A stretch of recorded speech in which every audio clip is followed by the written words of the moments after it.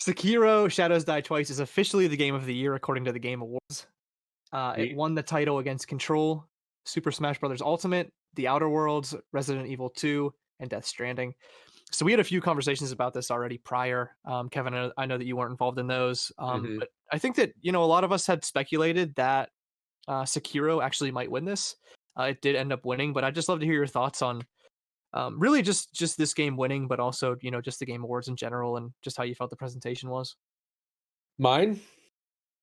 Anybody? Oh, okay. Well, I mean, I'm pretty. So I talked about this on the QC podcast a little bit, but I'm glad that Sekiro won. I am surprised because I was so sure that the masses were gonna like choose Death Stranding for everything. Like I was just like, well, the Strand type game is gonna win. But I'm really happy to hear that, even though oddly, I personally am not actually a big fan of Sekiro. Not because there's anything wrong with it. It's just not a game I was enjoying very much, which is due to my own personal taste. But I would like not have my own personal taste reflect on.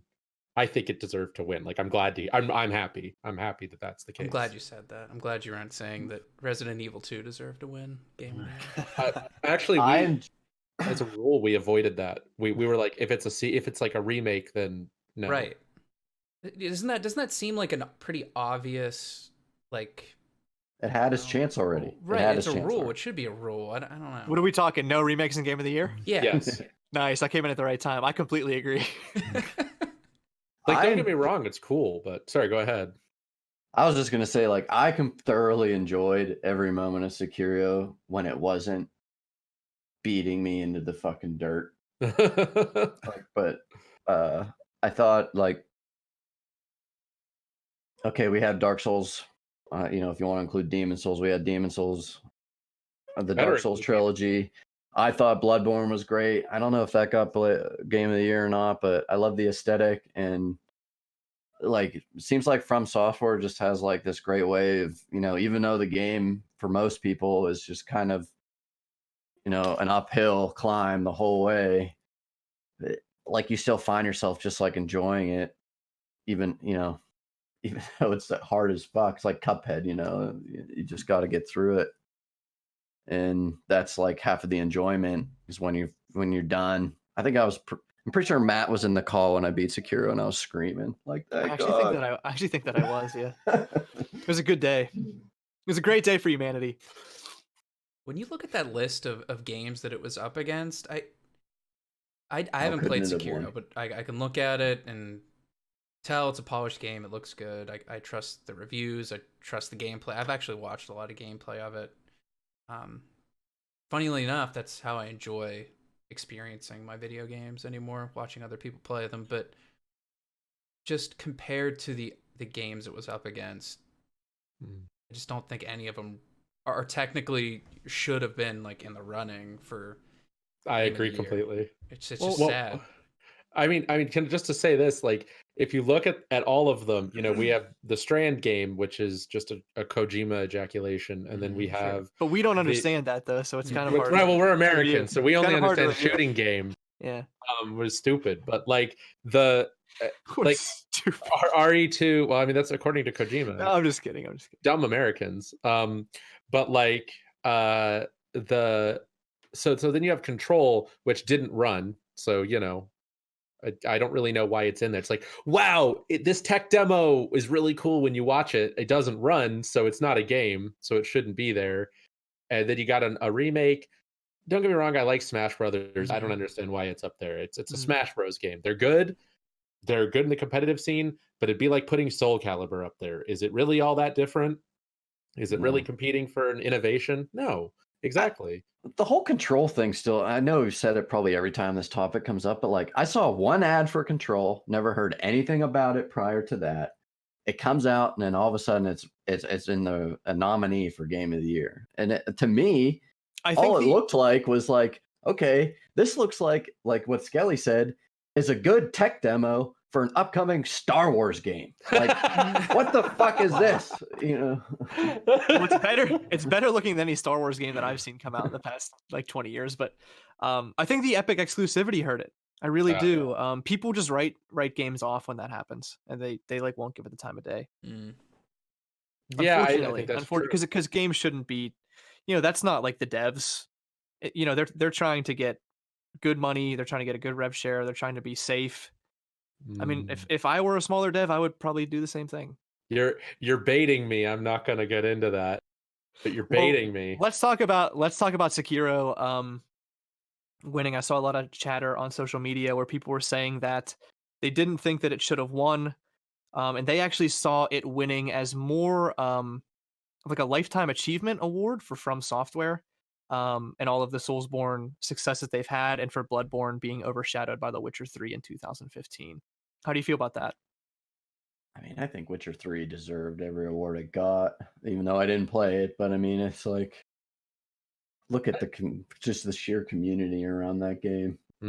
Yeah. I don't think it's wrong that, I mean, if that were true, right, a Lifetime Achievement Award, I'm not sure I'm insulted by that. Again, we talked about the category itself. It's not a powerful category. We've got Why Is It Here Control. We've got our Strand type game. We've got, we would list the whole thing. The competition is not exactly stacking up. And listen, I said this, you had stepped away for a second. It wasn't my game. Like, it didn't have what the other FromSoft games have that pull me in. And not for a moment would I actually say it's not a good game, though, because the mechanics are on point. The art style is fantastic. The music is phenomenal. The environment is very, very, like, I loved this. My favorite part that I played was, because I didn't finish it, was the giant snake. I loved that. I loved it so much. Cool. It was super cool. But mechanically, it wasn't my kind of game, and I just didn't. I played it for like 5 hours straight, and then I just didn't pick it up again. But it definitely was an excellent game, even if it wasn't my type of game. And I think that if you compare it to all the other games in that category, there's no reason why it shouldn't have won. That it's really not that surprising. So even if you want to call it a Lifetime Achievement Award, I'm sorry, but what's your argument for any of the others? I mean, the best one in that category after it, in my opinion, is the one that's also automatically disqualified for being what it is. Because I thought the remake was great, fantastic, but it's a remake. I think it probably went Sekiro, remake, Strand game, and that's just not strong. It really isn't strong. I don't doesn't deserve it. I don't even think the Outer Worlds should have even been close to that category. Oh, really? It was that. I think if the Outer Worlds quality wise really should have been in a top 6 category for Game of the Year, then the gaming industry is in big trouble, because that game does not deserve to be there. I don't agree with you that it was a bad game. I really actually had a lot of fun with Outer Worlds. It's just not a game that deserves to be in Game of the Year talks. Agreed. Like, I guess what I'm saying is I want to defend this game that I actually think is pretty good, fun gameplay wise. But if you were to ask me to nitpick it, I could sit here for an hour and be like, well, there's this, and I could talk about where that weakness is. It's very obvious that someone at Obsidian, it was missing. I mean, Obsidian gave us New Vegas. What happened? I don't know. Looking into it, it looks like they have a lot of people working on Outer Worlds that wasn't working on other stuff, but absolutely not. It didn't deserve Game of the Year even slightly. You think that maybe it's just because times are changing and technology's growing and games, we're used to just bigger scopes in games, that like maybe if Outer Worlds came out in place of Fallout 70 or Fallout New Vegas, you think it would have been the same quality? Like, I mean, we can't go back in time, but like, I don't think so. I think that because if you look at it's not just the graphics or the mechanics or anything. It is, when you played New Vegas, there was a lot more going on, a lot more unique quest lines, unique experiences. And the game didn't summarize in up your hack and sneak skills, because there is a point in Outer Worlds, where if you have upped those two, I did not level any combat skills, not once. Like I got them to their first like 20 because that unlocks your like little passive ability, and then I never touched it again. And I could bypass 90% of the game. Oh, big quest line to go get this thing so you can get these pills so you can recruit this character. I just walked upstairs, hacked the door, and took it. Job done. Because I had a billion hack, right? Like I was at a point where I had a higher skill than the highest check in the game. Well, and New Vegas had a personality to it. Absolutely. The Outer Worlds just seemed a little bit. Well, I mean, Rick it has a good Sanchez narrative, sent but quest. and it just feels a little bit devoid of emotion to me. Parvati and the whole thing. You know, I don't want to get into it, but No, I agree. I agree from about top to Parvati. bottom, it seems shallow.